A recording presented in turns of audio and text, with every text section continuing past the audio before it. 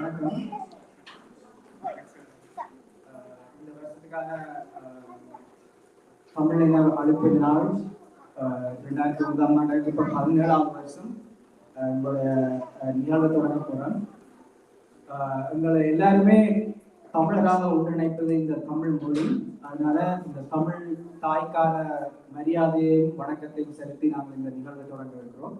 அதனால எங்களுடைய இளைய தலைமுறையினர் தமிழ் தாய் வாழ்த்து பாடி இந்த நிகழ்வை தொடங்கி வைப்பார்கள். வா தமிழ் தாய் வாழ்த்து பாடு.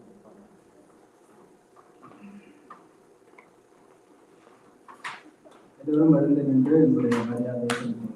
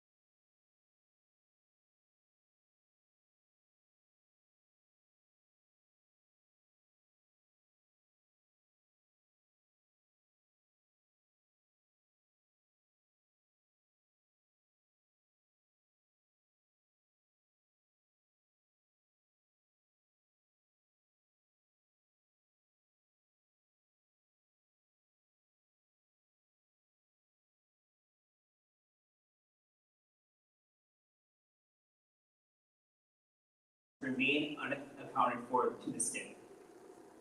In those same months of 2009, I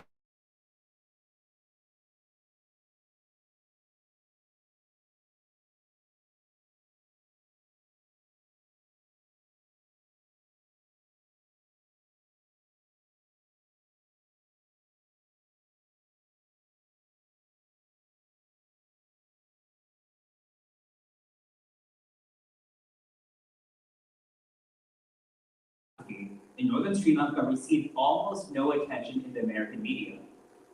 A couple of days after the war ended on May 18th, 2009, I finally saw a couple of national news broadcasts, briefly reporting that a civil war in Sri Lanka had come to an end with the government victory. However, they only showed videos of men dancing on the streets of Colombo, lighting firecrackers, and proudly waving Sri Lankan flags.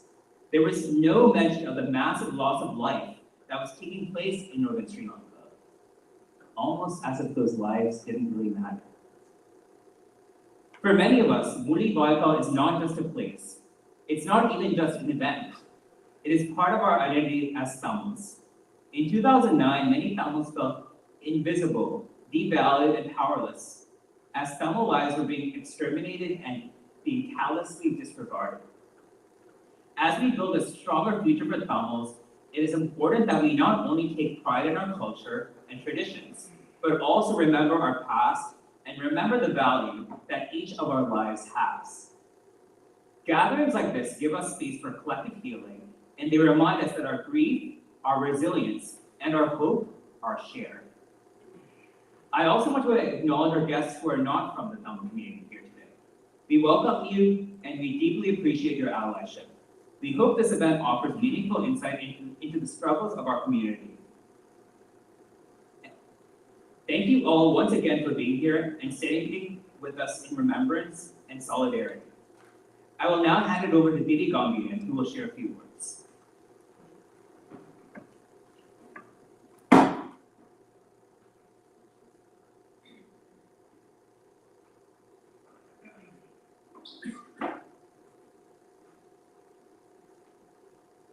எல்லோருக்குமே தெரியும் இந்த முள்ளி வாய்க்கால் பேரவல் நடந்து முடிந்து இப்போது 17 ஆண்டுகள் ஆகிறது. அதாவது கிட்டத்தட்ட 160,000 பேர் இந்த கடைசி யுத்தத்தில் மாத்திரமே இறந்ததாக காலத்தரவுகள் கூறுது. அதுக்கு மேலாளர்கள் காயமடைந்ததாகவும் காணாமல் போனதாகவும் சொல்கிறார்கள். ஆனால் இந்த தரவுகள் புள்ளி விவரம் எல்லாம் பார்க்கும் பொழுது ஒரு தனி மனித உயிரினுடைய தனி மனித மதிப்புகள் இல்லாமல் போவதாகவும் எனக்கு ஒரு எண்ணம் இருக்குது. அதனால இந்த அவலத்தால் இழந்த ஒவ்வொரு மனித உயிருமே எவ்வளோ பெரிய இந்த உலகத்துக்கு எவ்வளோ பெரிய அர்ப்பணிப்புகளை செய்வதற்கான நிலைமையில இருந்த ஒரு பொட்டன்ஷியல் இருந்த ஒரு உயிராகத்தான் நான் கருதுகிறேன். அப்ப அப்படிப்பட்ட ஒருவரத்தை நான் இப்போதைக்கு உங்களுக்கு சொல்ல விரும்புகிறேன். இவர்களுடைய சொந்தக்காரர் தான் இவர் பஞ்சலிங்கம் என்ற பெயர். அவர் நான் பஞ்சங்கள் தான் கூப்பிடுவேன். அதாவது அநேகமாக தெரியும் 2001 2006 ஆண்டு அந்த காலப்பகுதியில் ஒரு சமாதானம் இருந்த நேரம். இவர் வன்னியில அப்போது வாழ்ந்தார். எங்களை ஊரை சேர்ந்தவர் தான் ஒரு குறித்து சொல்லியிருக்காரு.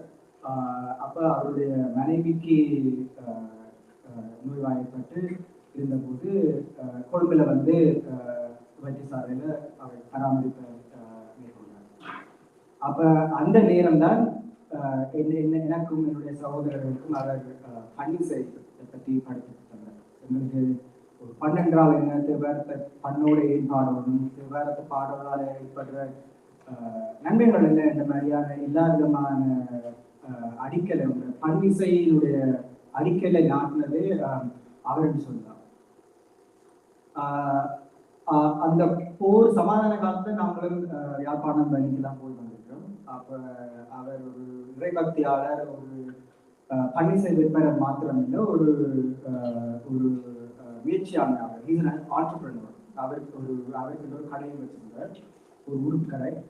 அந்த கடை பேர் மஞ்சள் புகன் கூட வேண்டும். அதாவது அந்த காலத்துல வழியில இங்கிலீஷ்ல எல்லாம் பேர் வைக்க மாட்டாங்க, சுத்த தமிழ்ல எல்லாம் பேர் வைப்பாங்க. ஜவுளிக்கடை, உருப்புக்கடை எல்லாம், ஜவுளிக்கடை, சாரி ஸ்டோர் எல்லாம் வைக்க மாட்டேன், குடவேகம் சுத்த தமிழ்ல பேர் வைப்பாங்க. அப்படி ஒரு பல திறமை உடைய ஒரு விற்பனராக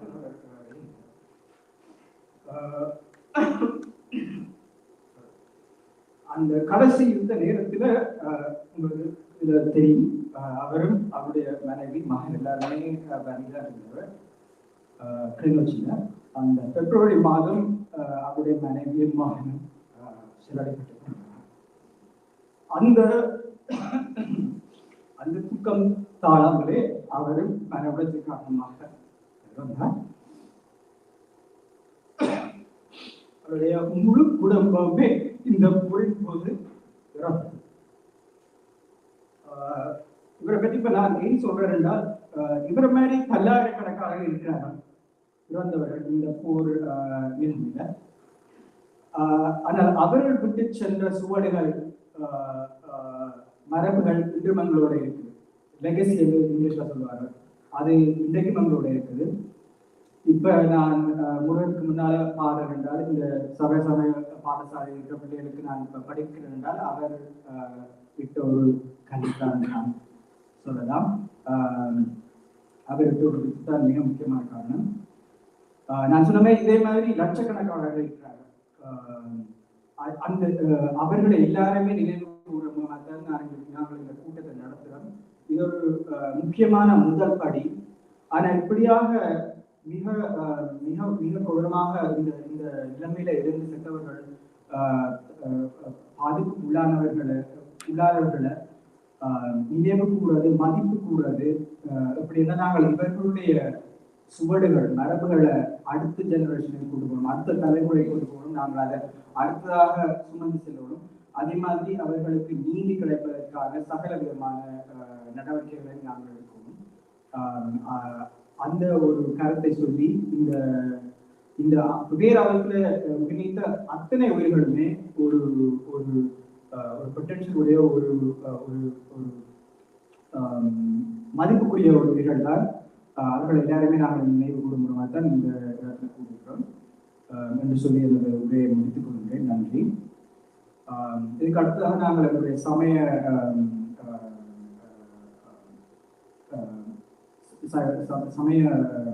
உரைகளை தொடங்குவோம்.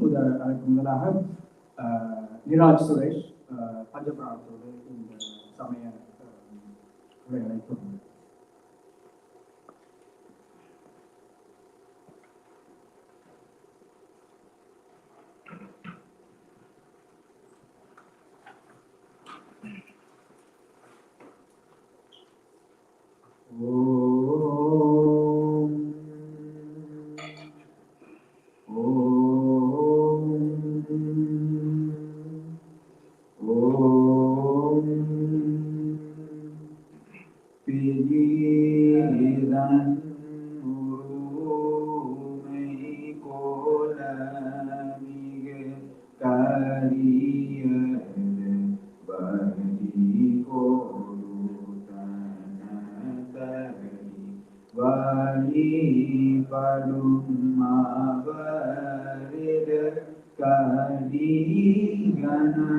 பதிவர ஆரூலினன் நீகு கோடை படினர் பயில் வலி வலமுறை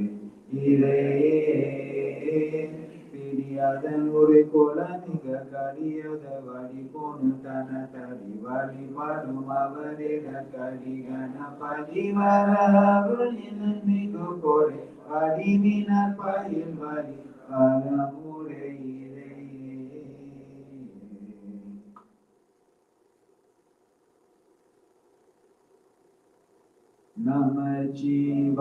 நமச்சிவாயவே ஞானமும் கல்வியும் நமச்சிவாயவே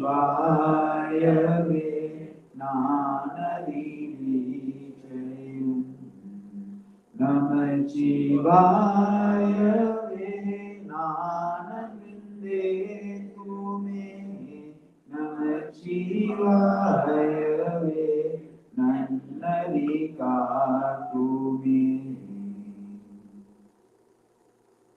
பூசுவதும் வண்ணரே பூர்பதுவும் பொங்கரவம் பேசுவதும் திருவாயார் மறுபோலும் காணேடி பூசுவதும் பேசுவதும் பூர்பதுவும் கொண்டன்னை ஈசனவன் ஒழிக்கும் இயல்பான சாலேயோ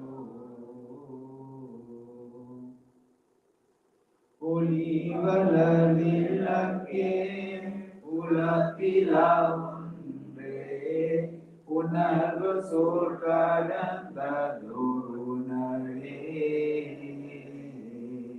தெளிவளர் பளிங்கின் திரள்மணி குன்றே சித்தத்துள் தித்திக்கும் தேனே அலிவளர் உள்ளத்து ஆனந்த கனியே அம்பலமாடங்கா வெளிவன தேவ கூத்துந்தாயே துந்தனில் நம்போமா விளம்பே பாலுக்கு பாலன் வேண்டி அழிந்திட பார்க்கடல் இந்த பிரான் மாலிக்கு சக்கரம் மந்தரு சேரவன் மன்னிய தில்லை தமிழ் ஆலிக்கும் அந்தனர் வாழ்கின்ற சித்தம்பலமே இடமா பாலித்து நட்டம் பயிலவனானுக்கு பல்லாண்டு குருதுமே பல்லாண்டு குருதுமே உலகலாம் உணர்ந்தோதற்கரியவன் நிலவுலாவிய நீயன் அலையில் சோழியன் அம்பல காடுவான் மலர் சிலம்படி வாழ்த்தி அடங்குவான் திருச்சிற்றம்பலம். நன்றி. Now we will speak on the perspective of death and loss.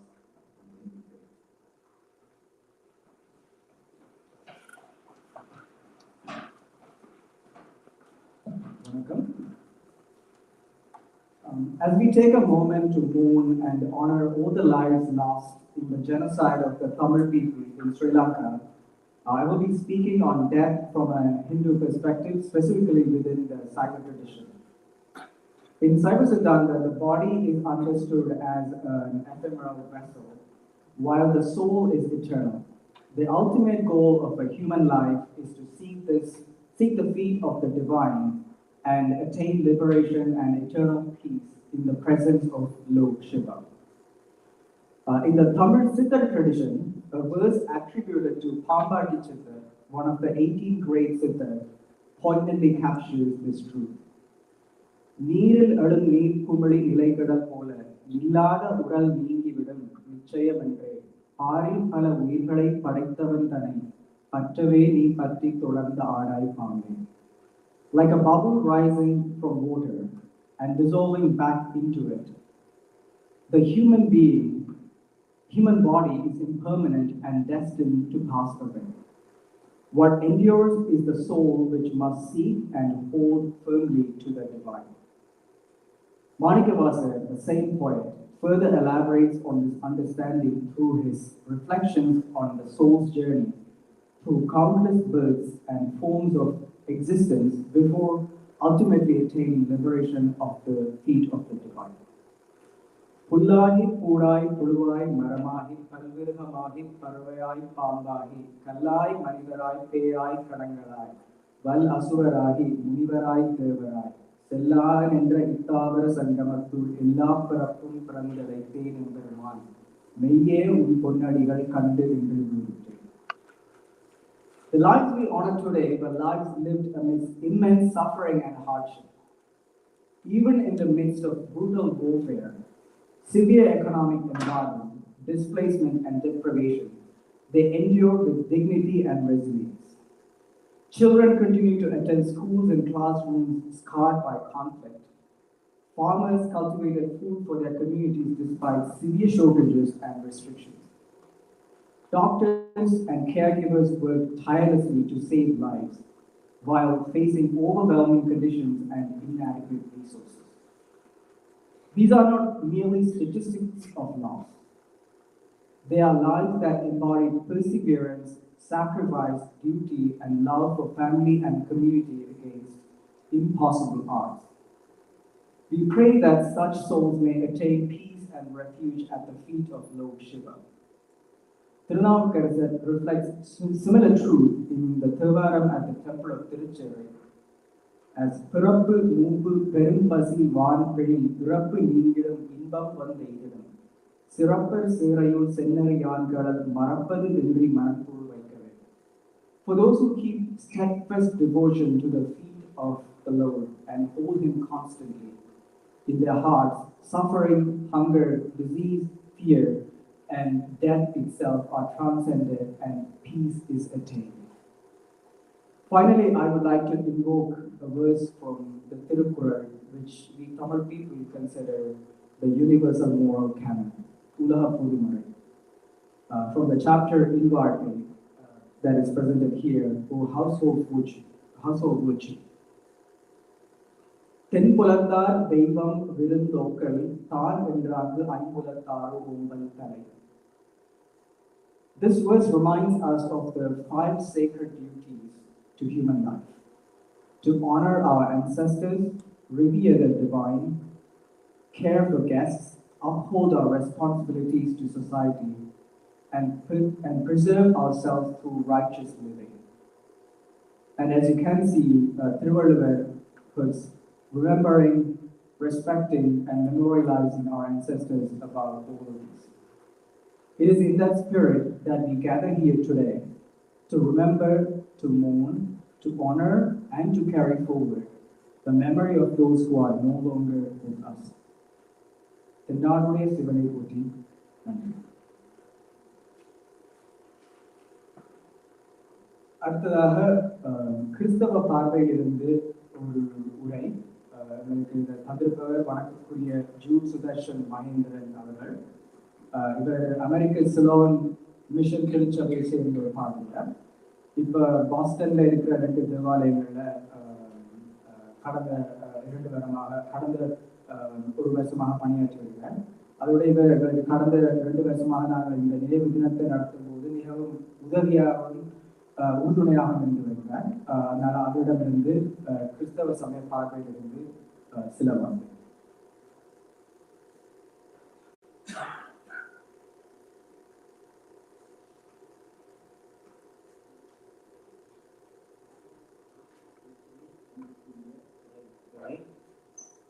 சமயிகளே, மனிதம் என்னும் பொது கருத்தில் மனிதத்தை பாதுகாக்க நீதி நியாயம் நிலைநாட்டப்பட வேண்டும் என்ற அவாவில் இணைந்து வந்திருக்கும் அனைத்து நண்பர்களுக்கும் வணக்கம்.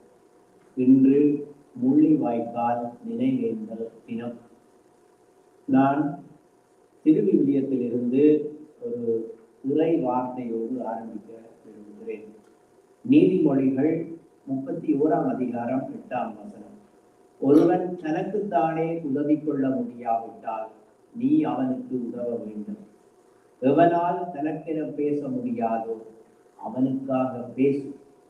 துன்பப்படுகிற அனைத்து மக்களுக்கும் நீ உதவி செய்ய வேண்டும். சரி என்று தெரிந்தவற்றின் பக்கம் நில். நேர்மையாக நியாயம் தீர்த்துவிடு. ஏழை மக்களின் உரிமைகளை காப்பாற்றி தேவையில் இருக்கும் மக்களுக்கு.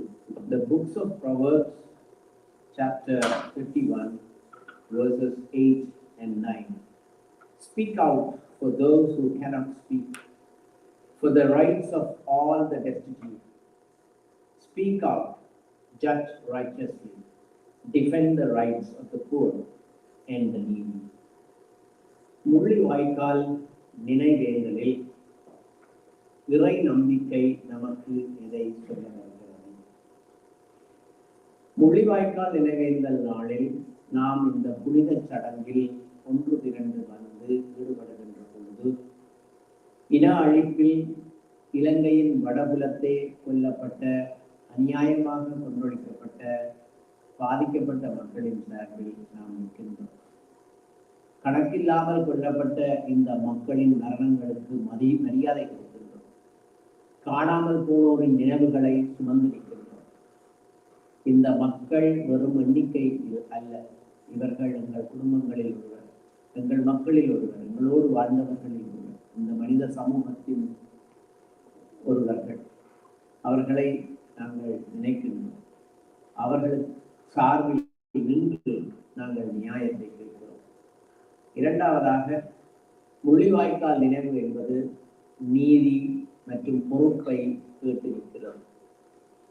முள்ளிவாய்க்கால் நினைவு பாதிக்கப்பட்ட மக்கள் சார்பில் நின்று உயிரோடு இருப்போர், எஞ்சியோர், அவர்கள் சார்பில் நீதியையும் பொறுப்பையும் அரசிடமிருந்தும் ஏனைய மனித நல மனித நேய அமைப்புகளிடமிருந்தும் கேட்டிருக்கின்றார்கள்.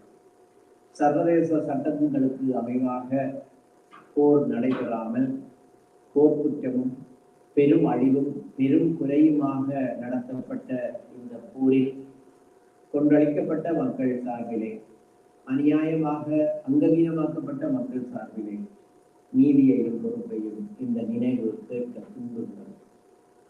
மூன்றாவதாக, முள்ளிவாய்க்கால் நினைவு என்பது வரலாற்று ரீதியாக மறுதளிக்கப்பட்டு வரும் ஒரு இன அழிப்பை இந்த சடங்கு வழியாக நாங்கள் மாற்றோம். எதுவுமே நடைபெறவில்லை என்கின்ற இந்த கூட்டை நாங்கள் மறுக்கிறோம். பொத்தாம் பொதுவாக ஒரு போர் இல்லாமல் அமைதியாக்கப்பட்டது என்கின்ற ஒரு பொய்யான மைமானத்தை கட்டுடைக்கின்றோம். முள்ளிவாய்க்கால் நினைவு இந்த கட்டுடைப்பை செய்கிறது. நான்காவதாக, முள்ளிவாய்க்கால் நினைவு என்பது சிதறி வாழும் தமிழ் மக்களிடையே ஒரு ஒருங்கிணைவை ஏற்படுத்துகிறது. நாம் அனைவரும் ஒரே அடி, ஒரே வேரில் இருந்து தோன்றிய மக்கள். இந்த ஒரே மக்கள், ஒரே கலாச்சாரம், ஒரே தன்மை, ஒரே ஒட்டுணர்வை கொண்ட இந்த மக்கள் ஒன்றிணைந்து வருகின்ற ஒரு சடங்காக முள்ளிவாய்க்கால் நினைவு நம்மை அழைத்து வருகிறது. ஐந்தாவது, முள்ளிவாய்க்கால் கஞ்சி அருந்துகிறோம்.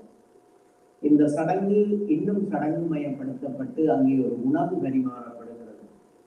இந்த உணவு வெறும் நினைவு மட்டுமல்ல, இது அந்த நேரத்தில் அந்த மக்கள் பட்ட அவலங்களை சற்றேனும் நினைவில் கொண்டு வருவதற்கு அவர்களுக்கு அன்று கிடைத்த சாதாரண உணவுகளில் ஒன்றாகிய கஞ்சியை நாங்களும் அருந்தி அந்த நினைவுக்குள் செல்லுகின்றோம்.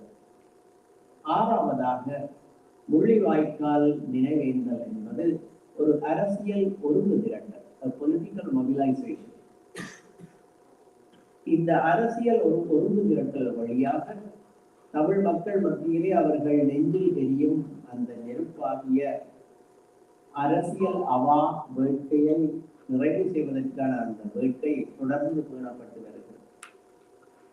இன்று நாம் முள்ளிவாய்க்கால் நினைவேந்தலை செய்கின்ற பொழுது முள்ளிவாய்க்கால் கஞ்சியிலும் பங்கெடுக்கின்றோம். இது வெறும் சடங்கு அல்ல. இந்த சடங்கு ஒரு புனித அடையாளத்தின் வெளிப்பாடு, ஒரு புனித நினைவை நமக்கு மீள மீள நினைவூட்டுகிறது. இந்த நினைவில் நாம் பங்கெடுக்கும் பொழுதெல்லாம் அந்த நினைவு மேற்கூறிய அனைத்து விடயங்களையும் நம்மை செய்வதற்கு அழைத்திருக்கிறது. ஆண்டவர் இயேசுவின் அன்பும் உறவும் நம் அனைவரையும் தாங்கி வழிநடத்தட்டும். பாதிக்கப்பட்ட மக்கள் அனைவருக்கும் ஆறுதலும் அமைதியும் கொடுக்கட்டும். அங்கவீனமாக்கப்பட்ட காணாமல் போன குடும்பங்களின் மக்கள் அனைவருக்கும் இறைவன் ஆறுதலை வழங்க வேண்டும் என்று கொண்டாடுவோம். இப்படிப்பட்ட நினைவு ஏந்தல்களில் பங்கேற்கின்ற பொழுது இந்த மக்களை நினைத்து பார்ப்போம். நேரடியாக பாதிக்கப்பட்ட இந்த மக்கள் சார்பில் ஏதேனும் ஒரு நன்மையை எங்களால் செய்ய முடியுமா என்று எண்ணி பார்ப்போம். ஆண்டவர் இயேசு பாதிக்கப்பட்ட மக்கள் சார்பில் தமக்காக நியாயம் கேட்க முடியாத, குரல் எழுப்ப முடியாத மக்கள் சார்பில் குரல் எழுப்ப வேண்டும் என்று எங்களை அழைத்திருக்கிறார். அந்த ஒரு அழைப்பின் ஒரு அடையாளமாகத்தான் இன்றைய கூடுகை முள்ளிவாய்க்கால் நினைவேந்தல் என்பன காணப்படுகிறது. இந்த நிகழ்வில் தூய நோக்கத்தோடு பங்கு வரும் அனைவரையும் வாழ்த்துகிறேன், வரவேற்கிறேன். எங்கள் தூய்மையான இந்த நோக்கங்களை ஆண்டவர் இயேசு நிறைவாக்கி விடுதலை அவாவோடும் சுதந்திர வாழ்வுக்கான வேட்கையோடும் நியாயத்தை வேண்டியும் நிற்கின்ற மக்களுக்கு ஆறுதலும் அமைதியும் நல்வாழ்வும் தர வேண்டும் என்று மன்றாடி என்னுடைய இந்த உரையை நிறைவு செய்கிறேன். இறை ஆசி உங்கள் அனைவரோடும் நிறைவாக இருக்கட்டும். ஆமென்.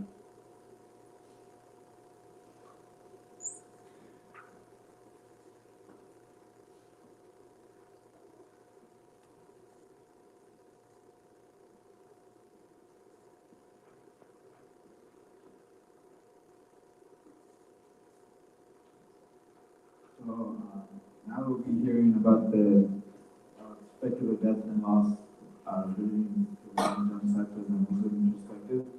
So the speaker today will be Dr. Kanagard Nakanesan. He hails from Kamanadan, Yaban, and he will be speaking from the perspective of his guru, who is Muhammad Rahim Bawa Muhayyadin, also known as Guru Bawa. So he is a Sufi mystic who is from Yaban, and he's one of the most influential Muslim teachers, Tamil Muslim teachers from Sri Lanka. And he was very influential in spreading teachings of Sufi Islam from the 1940s up until his passing in 1986. So,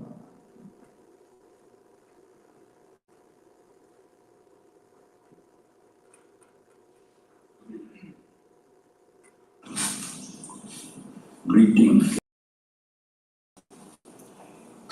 Every human being has two creases around his neck. One is the garland of death. In Tamil, வாழ்விலே நிச்சயமானது சாவு ஒன்றுதான். The only thing that is certain about life is death. Everything else can change.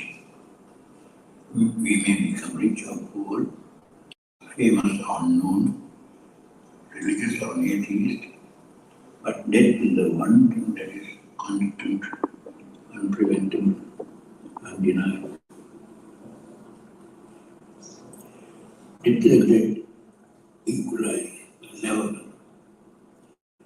A person may have been rich or poor, a famous politician or a president, a commander of an army, a CEO or janitor, millionaire or bigger. Once the life leaves, they are all the same, lifeless corpses. No money, no title, no rating.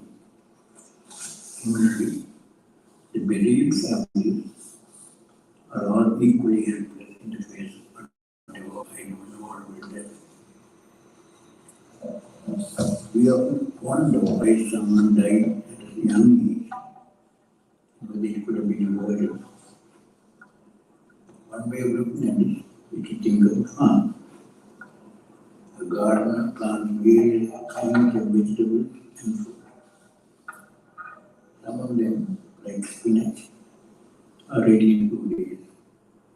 Chilies take a little longer, plant more and more.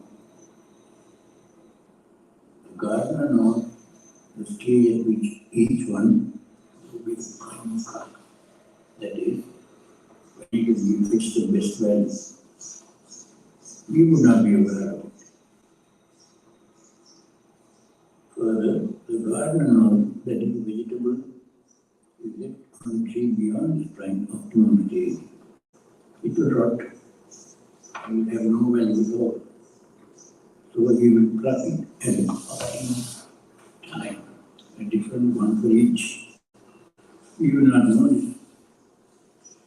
In the same way, each one of us is a crop planted by a master gardener who is He watches us grow and plucks each one at the optimum time for each. That is, when each soul can be put to the best use in his kingdom. We would have no awareness to us, all souls will be the same. So we grieve over what seems to be premature or untimely death. Again, each of us comes as a soul, away from the world. But long before each soul entered this world, 70,000 years before, the place where the food and water meant for each, for every moment of the soul's existence in this world, has been determined. Somewhat like a conductive tour. Wherever our food and water is has been placed, has been appointed for a particular moment, that is where we have to be. Thus, suppose you were visiting someone and they ask you to stay and share a meal with them, and you accept. It is because that is where the food and water has been placed for that particular moment. There is no point in worrying that the people at home may scold you when you return home and tell them you're eating. It's just that food and water for that meal was not in your home at that time. By the same token, if the food and water appointed for a particular soul is exhausted, that person has to leave, no matter how hard we try, even with the best doctors and the best medicines. There is no worrying that the test has been aborted. If we had done something else or not done something, they could not remain in this world one moment longer. They can't leave. But a very sick person still has his or her food and water remaining in his world for some more time to recover, even though he seemed to have been on the verge of death. It may seem like a miraculous recovery. Sometimes someone dies under unusual circumstances or in bizarre way. We look for explanation or how it could have been prevented. But it is said that one time the angel of death beseeched God, saying, "O my Lord, you have placed upon me the duty of taking life back. When I take the life of a wife from a husband from his wife, or children from their parents, are they going to curse me? the curses of generation upon generation pile upon me so much that it makes I smother under their weight. And you are only doing the duty that I have placed upon you. But there is a certain secret that you should be aware of. When you take life, I will make certain that the circumstances surrounding that death are so bizarre that the family will be so engrossed with how it could have happened that way how to be done to prevent it. They will be so occupied with analyzing and arguing about the events preceding the death that they will forget the fact that they have lost a life or that you were responsible. So you need not worry.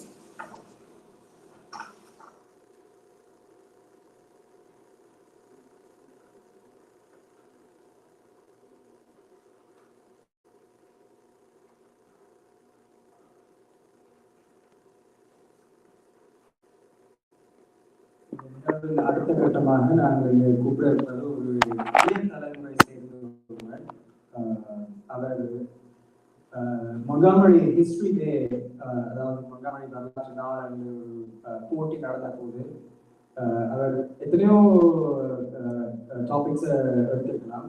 ஆனால் தன்னுடைய வரலாறு, தன்னுடைய கதை, தன் மக்களுடைய வரலாறு என்பதை பற்றி எடுத்து ஒரு இணையதளத்தை உருவாக்கி அந்த போட்டியில பற்றி இந்த மொங்கமொழி கவுண்டி லெவல்ல பரிசு பெற்றிருக்கார். விசால் மலருடன் நான் இந்த மேடை அழைக்கிறேன் அவருடைய கருத்துக்களை இந்த இடத்துல பகிர்வதற்காக.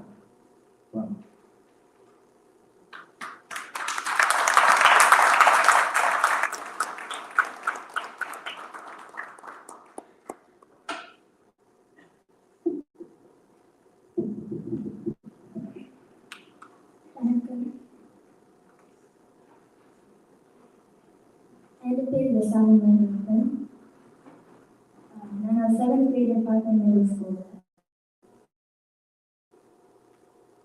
ஸோ எங்கள் ஸ்கூலில் நேஷனல் ஹிஸ்ட்ரி டேங்கிற ஒரு காம்படிஷன் நடந்தது. அதில் ஒரு ஹிஸ்டாரிக்கல் டாப்பிக்கை சூஸ் பண்ணி ப்ராஜெக்டாக சப்மிட் பண்ணுவாங்க. அதுக்கு நான் என்னுடைய வசதியாக சூஸ் பண்ணேன். இந்த டாபிக் சூஸ் பண்ணிட்டு ரெண்டாவது இந்த அம்மா அப்பா எல்லாரும் ஜாஸ்தியாக இருக்கும். மற்ற நிறைய வேலை செய்வாங்க. அந்த கான்சன்ட்ரேஷன் கேம்ப்ஸில் சென்றது எல்லாத்தையும் கற்று that made me choose the topic. So the east coast of Sri Lanka and the top part were dominated by Tamil people, and then everything else was Sinhalese, the majority. So Tamil people are in the majority when the religion is Hinduism, and Sinhalese are in the majority religion was Buddhism. So Sandalam Telugu முதல் Portuguese ஆக்கணும், Dutch and the local monarchs and ruled by. And then British வந்து colonized. The Sri Lanka February 4th independence day வந்து Sinhalese people got the majority power. So Spartan myths were Ceylon citizenship. Other plantation areas in Tamil Nadu were imported for slave labor. Again, the legal status of the girls, they couldn't vote. And then 1956, Sinhala Only Act was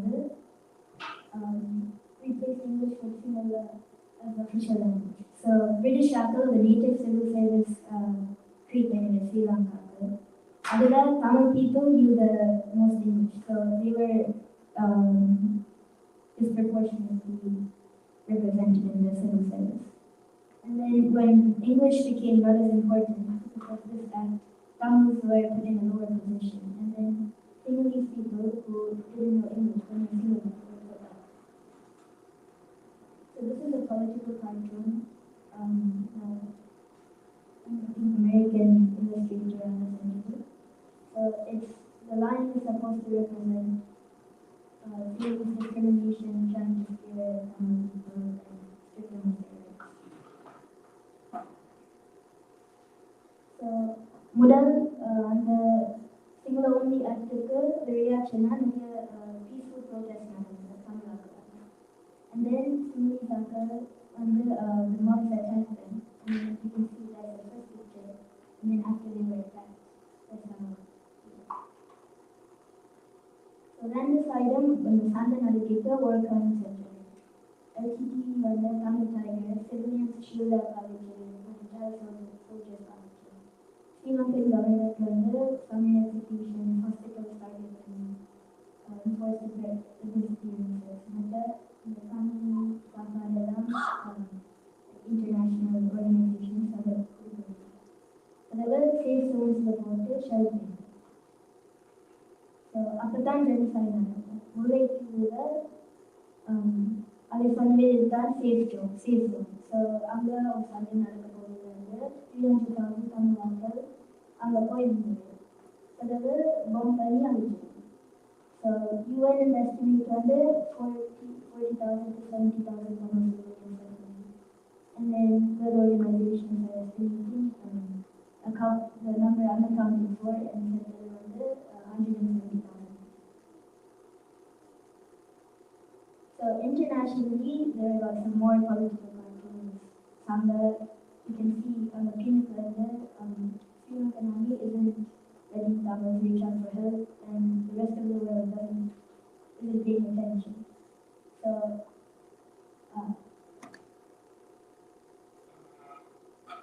நிறைய international protests இருந்தாங்க. எந்த அம்மாவும் White House முன்னால protest பண்ணாங்க.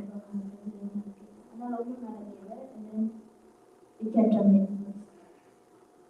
And then on the right, the American newspaper is saying how the country went from peaceful to disintegration into the Civil War. So, this is the timeline of the entire war. So, model 1956 similar became the official language. And then 1970 when the Tamil Nadu was created as a student group of peaceful protesting. University standardization and English they could score less and still pass. Some they had to score higher to pass. And then under group level, 1972 Tamil Youth Activism, LTT for the formula. However, Tamil United Liberation Front, they called for an independent Tamil state. That was the point of the study. 1983, LTT under the ambush 13 soldiers and thousands of Tamil were killed in these months. And then Indian peacekeeping forces 1997-1995, and then states like the LTT and massacre and then 1990 to 2002 were multiple assassinations and heavy fighting. So 2002 to 2006 there was a ceasefire, and then January 2009 that was the biggest growth. Under Khantan, Colonel Katamawani, he took LTT into a big division, and that led to them falling. However, year 16 to 18, Akatar really was all those people who were massacred. So, Palamamanga வந்து நானும் மற்ற பிள்ளைகளும் shows perform பண்ணி fun பண்ணி raise them to build schools, wells, playgrounds, and to support children's languages. So, this time and the website in the QR code when you scan the box. Thank you.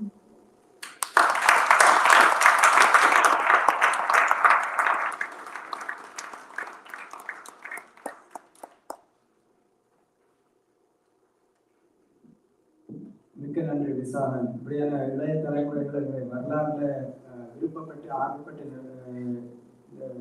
ஈடுபடுறது மிகவும் உங்களுக்கு சந்தோஷப்படுகிறது. அதோட விசாகன் சொல்லாது இது ஒரு group ப்ராஜெக்டாக தான் தொடங்கினது. ஆனால் கடைசியில் குரூப் மெம்பர்ஸ் பெருசாக ஒத்துழைக்கல. அதனால் இவராகவே தனியத்தான் இந்த இதில் ஈடுபட்டு கவுண்டி லெவலில் ரெக்கக்னிஷன் வாங்கியிருக்காரு.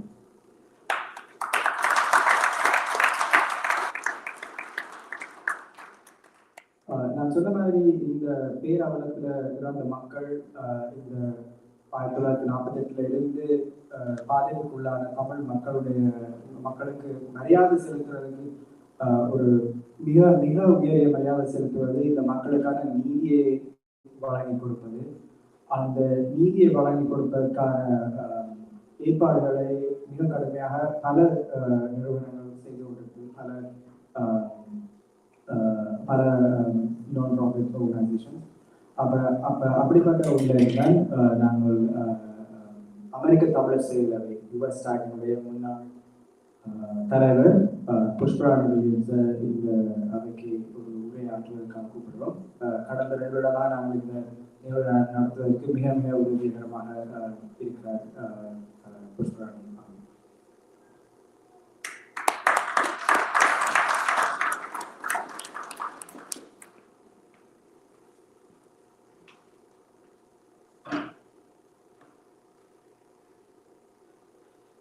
வணக்கம். It is 2026, 17 years. It gets harder and harder every year, especially this year, 2026. Just a few days ago, we did the Vattukota Resolution 50. You remember, we celebrated. And then another landmark here this year. I hope you all remember Action Control FM, Action for Hunger, the non-profit organization. 20 years ago, 17 people were killed, 17 employees of the organization. So as I stand here, as I was updating the flyers, it makes it harder. That's not what we started in 2009. Mullivaikkal நடந்து முடிந்து நம்பிக்கடல் படம் எங்களுக்கு வந்தடைந்தது. 300,000 பேர், 300,000 people were behind barbed wire fence. அந்த நேரத்தில் எங்களுக்கு the war was supposed to be a war without witness. உங்களுக்கு தெரியும். All the NGOs, international NGOs, all the journalists, they were all kicked out. But இதற்கு பிறகு அந்த நேரம் உங்களுக்கு அந்த மக்கள், அந்த 300,000 மக்களை மட்டும்தான் நாங்கள் முதலில் பாதுகாக்க வேண்டும் என்ற நோக்கத்தில் உடனே நாங்கள் ஆரம்பித்தது US, at the time US CPAC, United States Tamil Political Action Committee, and then now it's USAC, United States Tamil Action Group, mainly for justice, accountability, and to prove to the world what happened in 2009 was a genocide in அழிப்பு. அது ஆரம்பத்தில் சரியான கஷ்டம். ஏனென்றால் நாங்கள் யார், தமிழர் என்றால் யார், புலிகள் என்றால் யார், பயங்கரவாதிகள் என்றால் யார், தமிழர். இந்த ஒரு வட்டத்துக்குள்ள தான் எங்களை உலகம் பார்த்தது, அமெரிக்கா பார்த்தது. அப்போ initially we had to educate the world. நாங்கள் பயங்கரவாதிகள் அல்ல, we are not terrorists. We are fighting for justice and accountability and prove to the world what happened was in 2000 at the time was a genocide. So அந்த நேரத்தில் எங்களுக்கு இருந்த அதான் எங்களுடைய ஆயுதம், மிகவும் கடினமான காலம். முதல் அவர்களை இந்த உலகத்தையே நாங்கள் அவர்களுக்கு படிப்பிக்க வேண்டியிருந்தது. அந்த நேரத்தில் இந்த அங்கே போடப்பட்டிருக்கிற அந்த முள்ளு கம்பி வேலி 1944 Auschwitz Jewish அந்த நேரத்தில் அதே பார்க் வயர் ஃபென்ஸ் இங்கான கலரில் எங்களுக்கு 2009 அதே பார்க் வயர் ஃபென்ஸ். இதெல்லாம் நாங்கள் உலகத்தில் அந்த நேரம் இருந்த நம்பர் only 70,000. அதான் உங்களுக்கு தெரியும், ஸ்ரீலங்கன் கவர்மெண்ட் உள்ளது. நாங்கள் ஒருத்தரையும் நாங்கள் கொள்ளவில்லை. ஆக பயங்கரவாதிகளை மட்டும்தான் நாங்கள் கொன்றோம், போர் பண்ணிவிட்டோம். ஆனால் immediately UN had the number around 44,000. அதுக்கு பிறகு then about 70,000.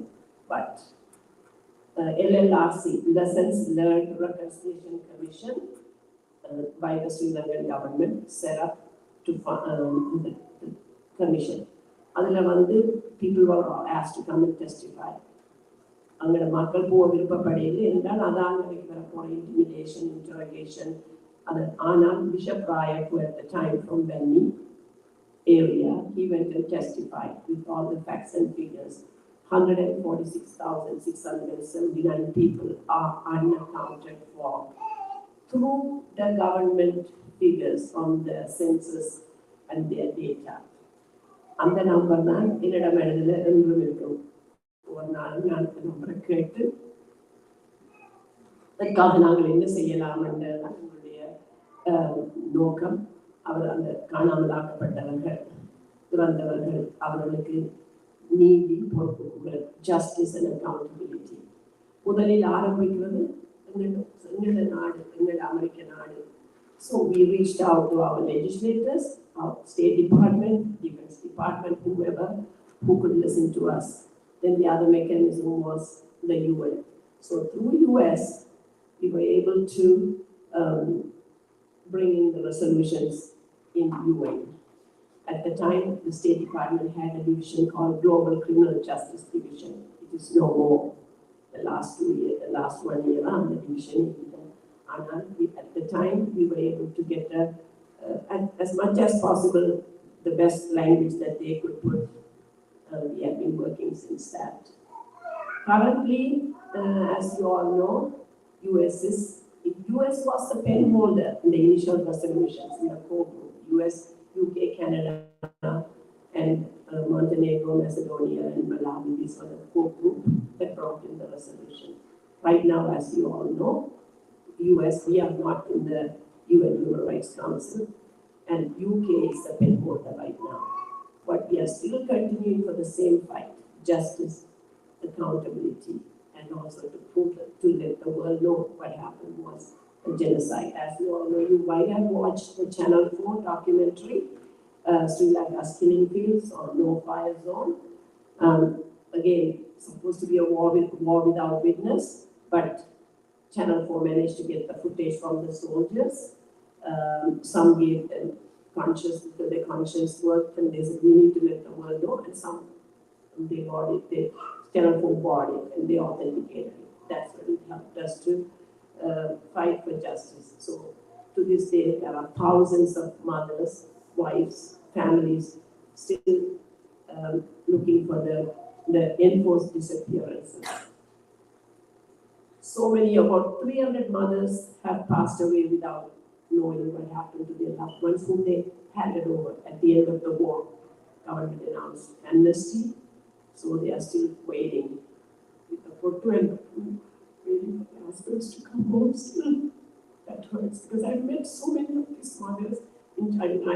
I go to Geneva to advocate with the countries to bring in the resolution and to hold the people accountable.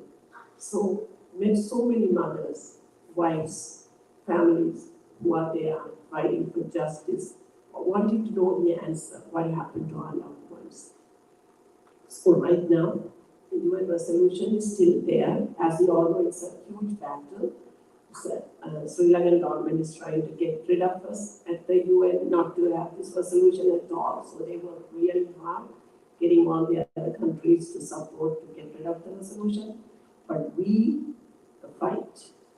We also go and advocate with all the other countries. So right now, there's one thing that we still are on the agenda. The resolution is still there. And the most important thing that's happening is Office for Sri Lanka Accountability Project, OSLAP. That is to collect, analyze, and preserve the evidence for any judicial mechanisms. We have had a lot of success in the other countries. So we, the US TAG, we are still working, not able to do the advocacy like we used to do in US, but we are still continuing whatever way we can.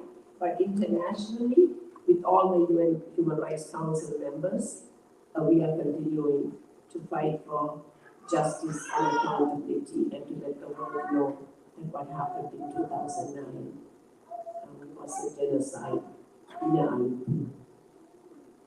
இதை நாங்கள் தொடர்ந்து இசாவில் மற்றும் இளைஞர்கள் நீங்கள் மூன்றாம் தலைமுறையில் எடுத்து செல்வது எங்களுக்கு மிகவும் ஆறுதலாக இருக்கின்றது. Because we are all not going to be here. As you all know, it's not an easy battle. The Armenians have been fighting for more than 100 years, but we do not want to wait for 100 years. We want our youngsters to take up this at the highest level possible, so there will be justice and accountability there for all the people who are seeking.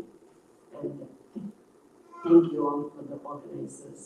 Thank you. And if you would like to continue this, join the advocacy, please join the USTAC and the USTAC.org, or you can reach out to one of us to be part of this advocacy for justice and accountability. Thank you.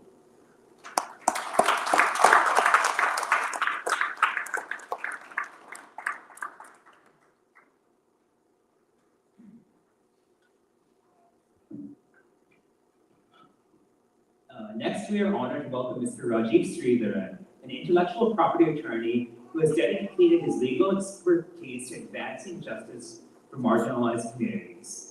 Rajiv has provided pro bono legal counsel to numerous Tamil organizations, with a particular focus on genocide accountability.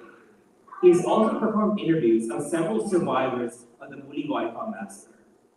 In 2023, he presented a groundbreaking legal framework at the International Association of Genocide Scholars, drawing a bold and uncompromising comparison between Sri Lanka's no-fire zones and the gas chambers of the Holocaust, bringing renewed international attention to the Tamil genocide.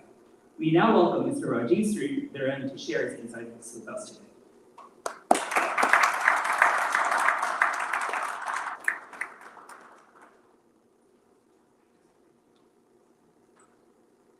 I will be speaking in English. Tamil. Valangam பேசலாம் இந்த யூகேல பிறந்த யூஎஸ்ல வளர்ந்த speech curriculum. So I'm Rajiv. I went to law school after Muliwaikam. By profession, I'm a corporate lawyer, but I've picked up, experience in criminal defense, terrorism law, genocide law, laws of armed conflict. So I'll be basically giving a legal perspective on how to prove genocide. That's one of the things missing in the community. There's consensus on genocide happened, but there's not yet a legal argument, right, and a path to actually prove it. So I'll be sharing some of my experiences with that. Okay, so this is a sort of detailed timeline from 2002 to 2009. I won't be going through all of it, but big picture, peace to war to genocide. So we're starting in 2002. Going to 2009, basically, there's a cabinet split in April 2004, an EU terrorism ban. So you can think about this as a domino effect. So you can't commit genocide during peacetime, right? Because it's out in the open, you have to create war. And so this 2004 to 2005 time period is where Sri Lanka leveraged the war on terror to create war, and then Muliwaikam and the genocide happened in the fog of war. The no-fire zone 1, 2, and 3 are basically in 2009. To prove genocide, most of the facts you need happened before January 2009. The observers were removed, ambulances were attacked, doctors were removed. There's a food and aid supply chain going from Omanda into Veni. So all of these things were cut before 2009 happened. Yeah, and so the genocide is actually 2 acts of genocide. One is Muliwaikam, and then one is after, during the surrender. The next slide. So there's a bunch of laws that creates confusion. A legal lens, different legal lenses create different stories. Different legal lenses prioritize different facts. So if you look right now, the UN's view is it's a laws of war issue. Civilian combatant collateral damage, that's one story. Sri Lanka's story is it's a terrorism issue. We were fighting the LTT. And the Tamil community, right? We think that genocide happened. The soul of genocide is group targeting. So it's not about civilian combatant, terrorist or not terrorist. It's about Tamil. And one of the main sort of circumstantial facts that are important about Mullivaigal is once the international observers were removed from Venue, this is in September 2008, everyone in Venue, civilian or combatant, is Tamil. Right? So when you see collateral damage or combatant civilian, ultimately it's a dead Tamil. And so this is just important to keep in mind when you're reading, UN reporting or ING reporting or what's in the New York Times. Okay, very big picture. What happened in Gaza? I'll mention 3 points. What happened in Gaza happened in Gaza. Almost 90%, 95%, identical. You have a war. It's a terrorism layer. Everyone in the area is from one ethnic group. In Gaza, it's Palestinian. In Venue, it's Tamil. There's a self-determination, liberation movement, right? So, and then you have the zones, these zones which I'll get to later. And so the picture on the left shows Venue in around 2002. It was a civilian space. So this is another thing missing from all the analysis. Venue was not a battlefield. There were hospitals, schools, a police department, a court system. So all the Venue was a civilian space. And by the time you get to May 17, May 18, somehow everyone ends up in Mullivaigal, right? And so this transformation is important to keep in mind.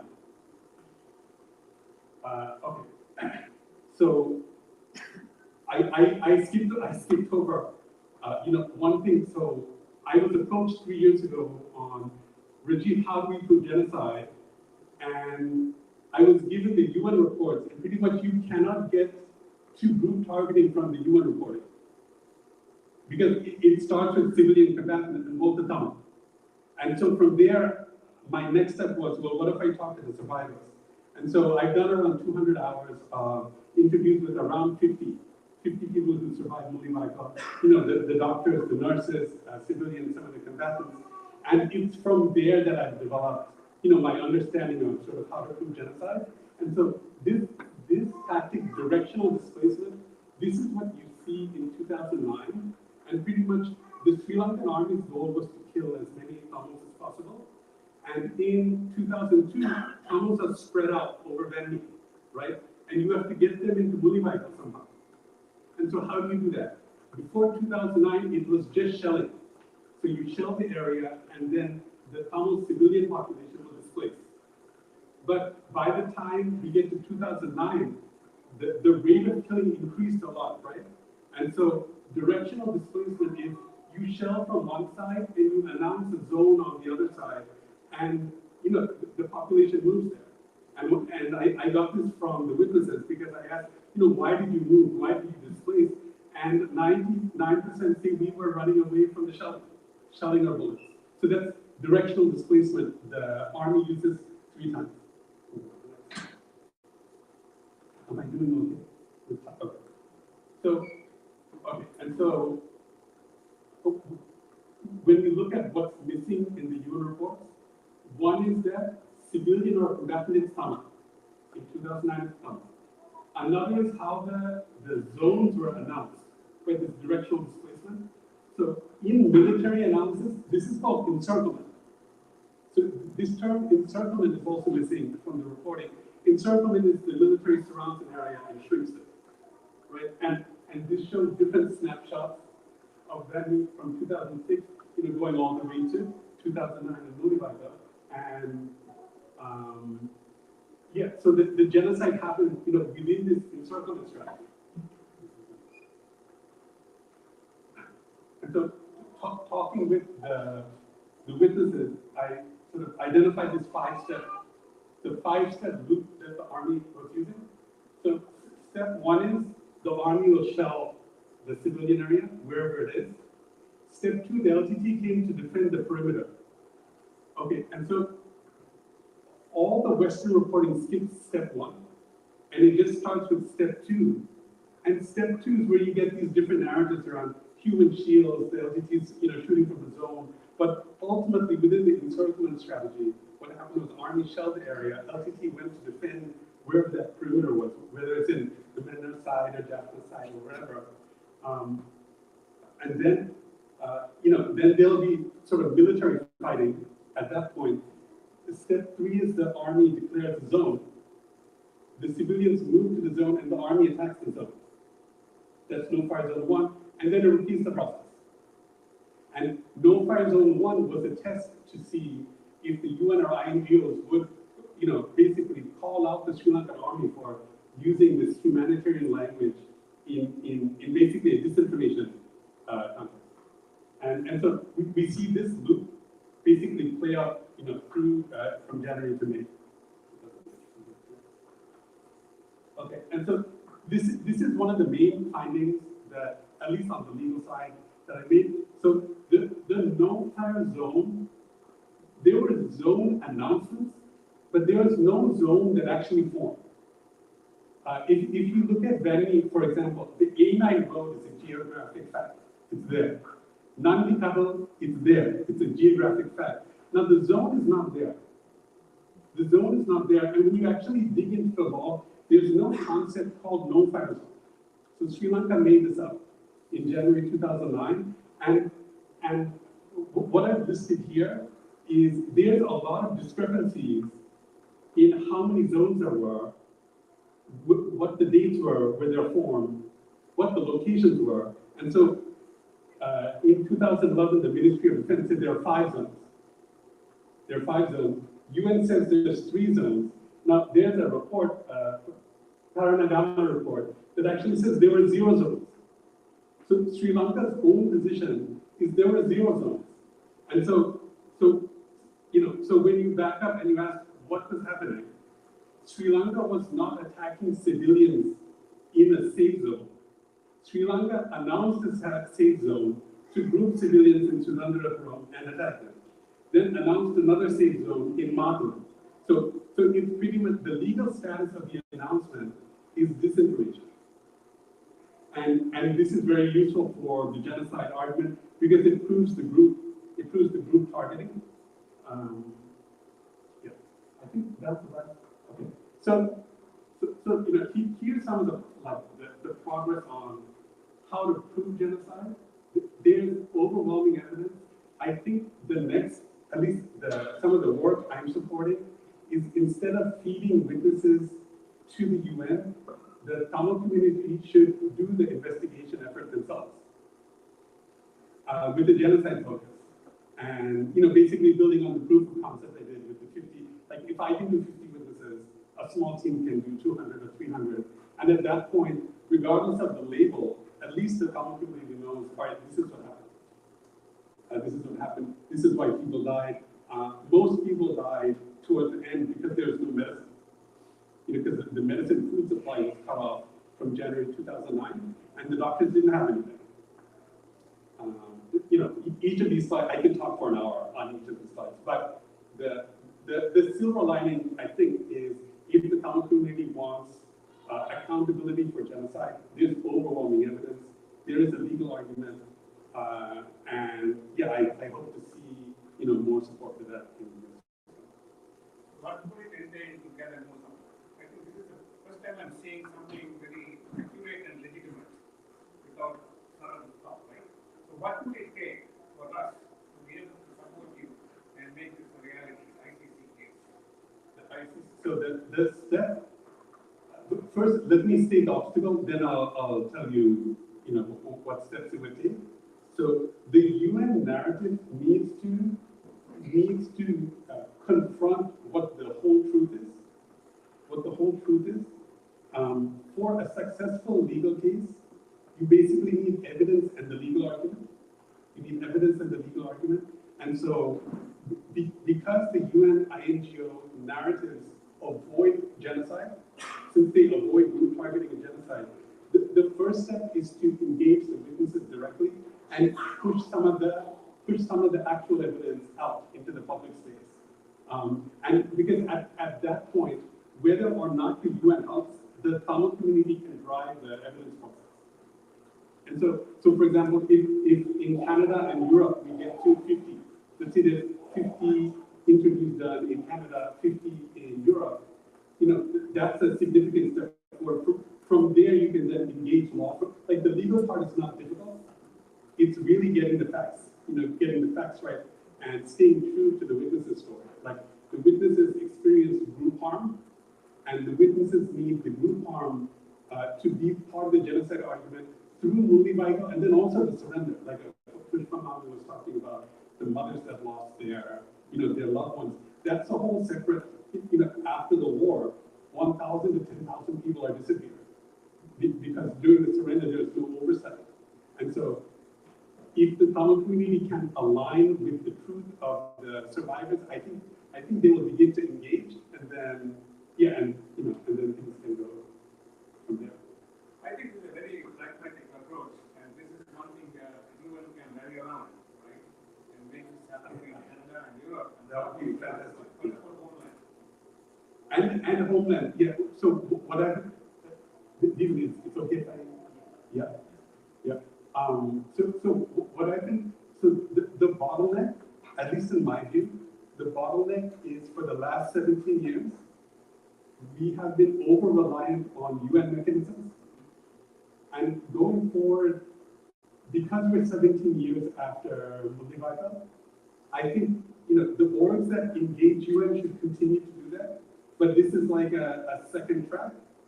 And if we create a legal model where the Tamil activists can do the interview, so you don't need me or you don't need the law firm, but there's a legal model where you have oversight over 5 to 10 activists willing to do the interview. And the interview which I've done is you pretty much ask them about their displacement path.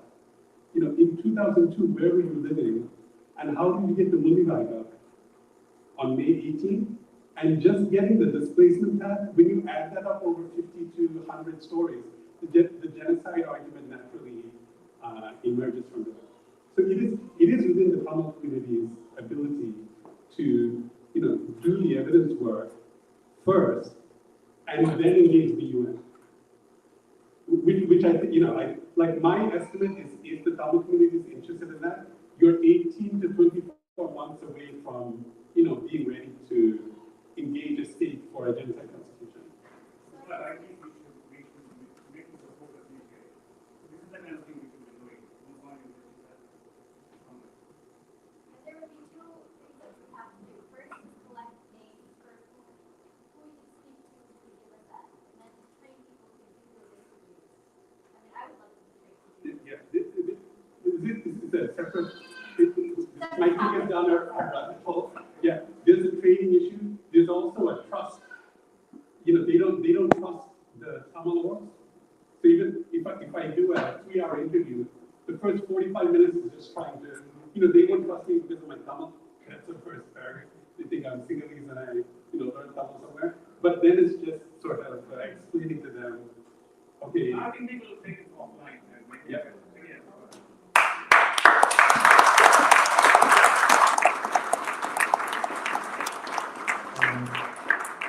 Thank you so much, Rajiv.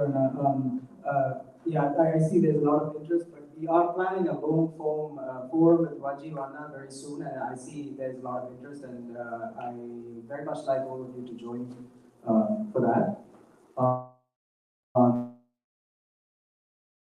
And then after we will continue this compilation of documentary that Raj and I have put together. As I always say, those who don't know the history are like those who a tree without roots.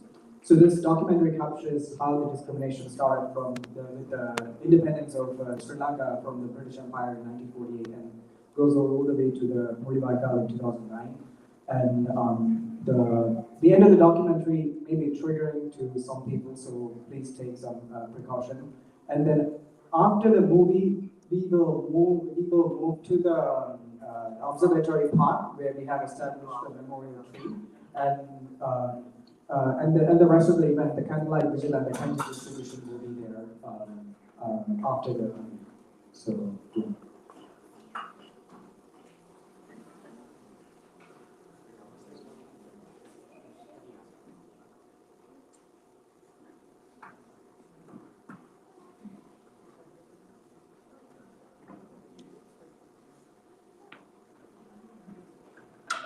Yeah, before we start the documentary, as a to Liddy's point, this documentary has some very sensitive, very violent scenes. So if you need some time to step out, please do so. The documentary is 25 minutes long, so definitely feel free to step outside if you or your children don't feel comfortable watching it.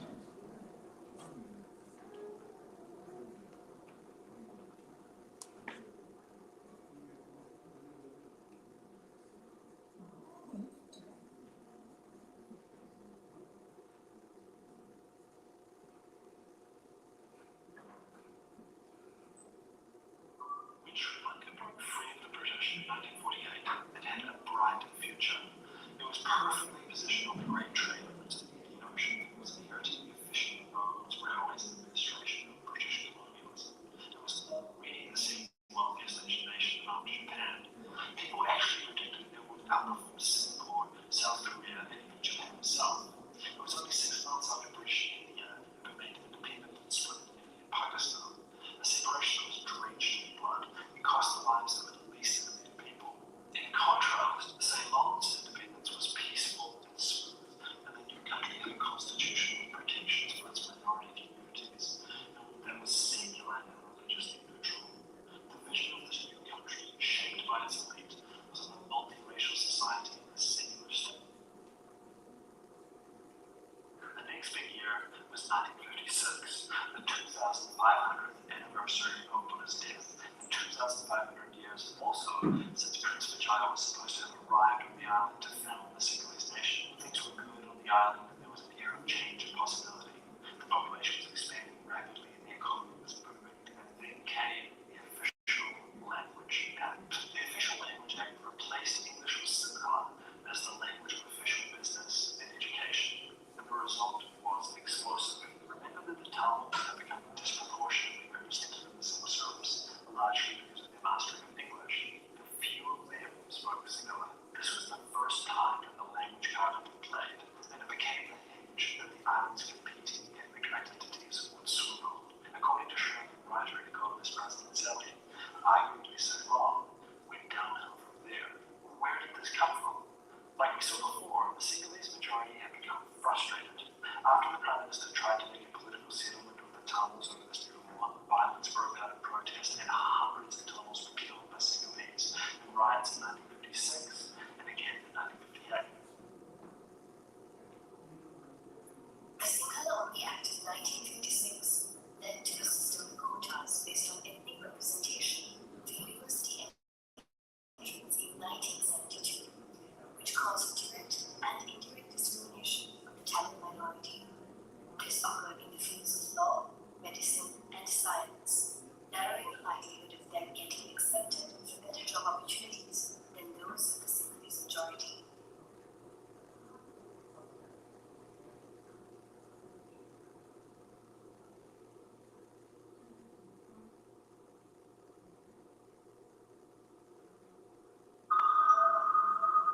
Every building and every monument in Jaffna has been scarred by battle. None more than the town's public library.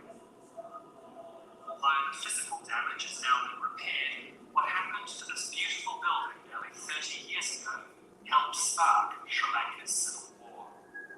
When it was built, the library was one of the largest in Asia and a source of enormous pride for the Tamil community. But its golden age came to an abrupt end in 1981. At the end of May, rioting broke out after the shooting of 3 Sinhalese police at a Tamil political rally. Tamil houses, shops, and offices were all torched in revenge, and there were reports that police were among the rioters. Then, Jaffna's most loved building was set alight. On 23rd July, 13 soldiers were killed in Jaffna, where they were stationed to fight an emerging separatist movement. The arrival of their bodies in Colombo for final rites sparked anger and violence that spread throughout Colombo and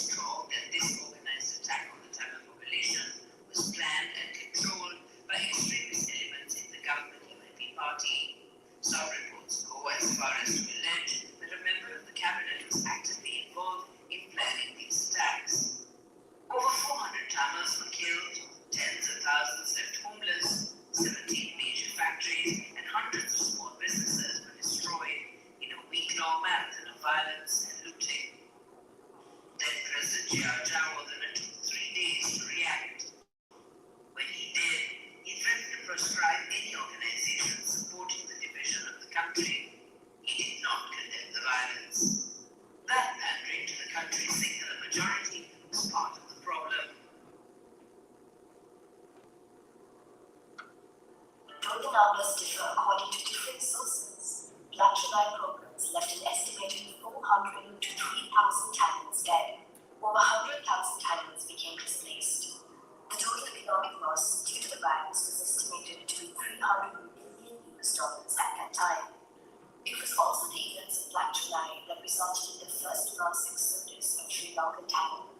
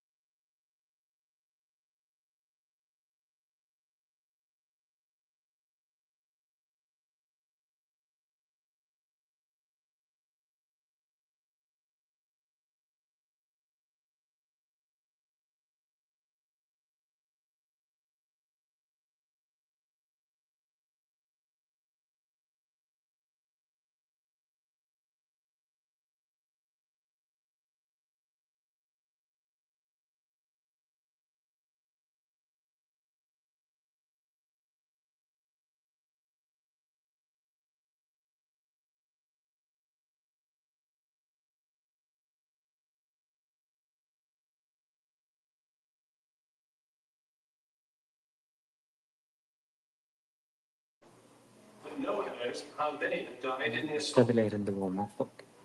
At the end of April, the government claimed that there were just 10,000 civilians left trapped in the area.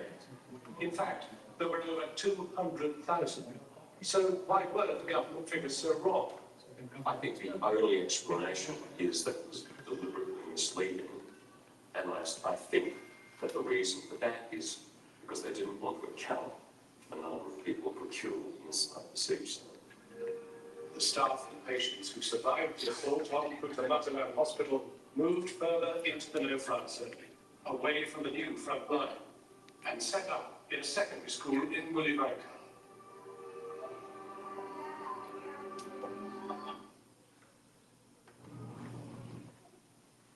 The standard practice of the International Red Cross throughout the world in battlefield situations like this is that they provide the coordinates of medical facilities which are protected under international humanitarian law to the opposing parties so that both can avoid attacking these spaces. And then after he left, say half an hour to 1 hour sort of shell gone right into the ward. I just saw like the pieces of dead bodies stuck into walls, and it was completely destroyed. And there were only few people who were able to save from that shell bomb. So you think this was deliberate? Yeah, I think they diverted it. It was targeted though. The shell bomb was targeted to the hospital. Eventually, the attacks on these medical spaces seem to be so consistent that the Tamil government doctors requested the ICRC to stop providing the coordinates to the government. By May 2009, there had been roughly 65 attacks on these medical points that were treating civilians. By now, most of the no-fly zone was overrun by the government, and on the 8th of May, they announced a new one, around 1 square mile in size. 130,000 people were trapped in this tiny area with no escape, among them surviving staff and patients from the secondary school, who set up yet again, this time in an abandoned primary school. Still, the government shelling of the hospital continued.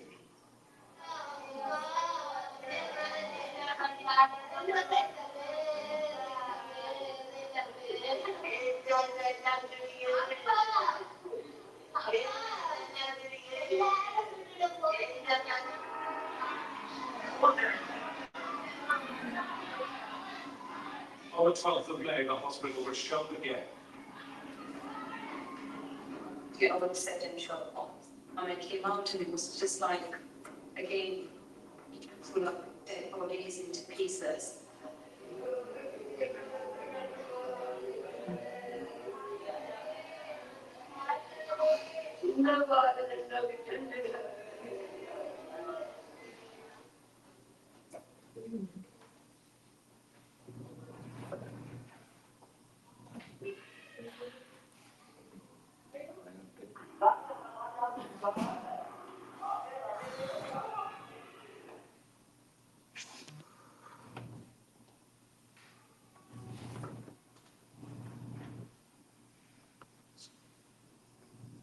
Instead, he headed south to government internment camps, housing around 250,000 displaced Tamil civilians.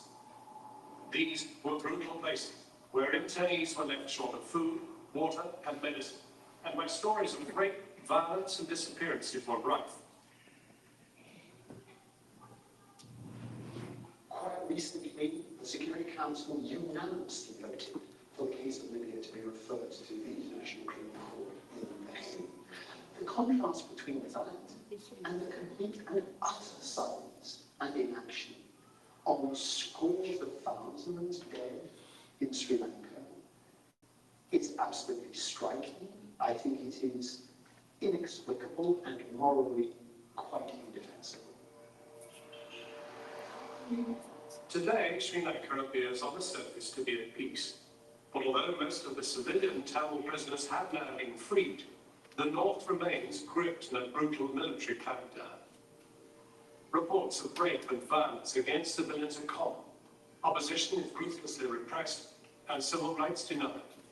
This footage, shot secretly for Channel 4 News, shows homes taken over by the Sri Lankan military, while 2 years after the war, displaced locals still live in tents. I think it's difficult to calculate how great the consequences may be if we, the world, continue this absolute failure to address the truth and the horror of what has happened in Sri Lanka. Punish crimes, only wounds that return and prevent societies from healing, from moving forward. The United Nations have found Sri Lanka to have the second highest number of disappearances worldwide. Dating back as far as the 1980s, there are backlogs of anywhere between 60,000 to a staggering 100,000 alleged disappearances. People were abducted off the streets in white vans by politically affiliated gangs and were tortured in the name of investigation. Those who were abducted were often political dissidents and journalists. The 26-year-long civil war finally came to its brutal end in May 2009 under the regime of President Mahinda Rajapaksa. Even after the war ended, thousands of Tamils were taken into military custody from the internally displaced camps in which they were placed. Most remained disappeared. Therefore, in early 2017, they took to the roads of the northeast of Sri Lanka in determined protest. These protests are continuing to this day.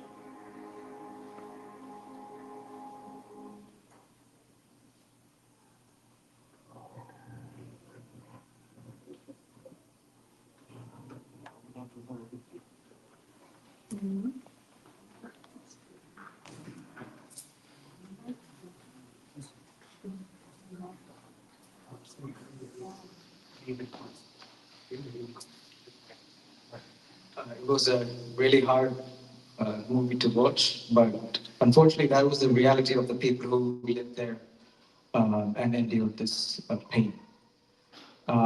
Rest of our event will take place at the Observatory Park, where we have established this memorial tree. And you can either drive, it's only like a 4-minute drive from here, or it's about a 10-minute walk. There's a trail. So feel free to follow my lead, and we will have the candlelight vigil and the candy distribution at the park. So thank you. This is the address for the park.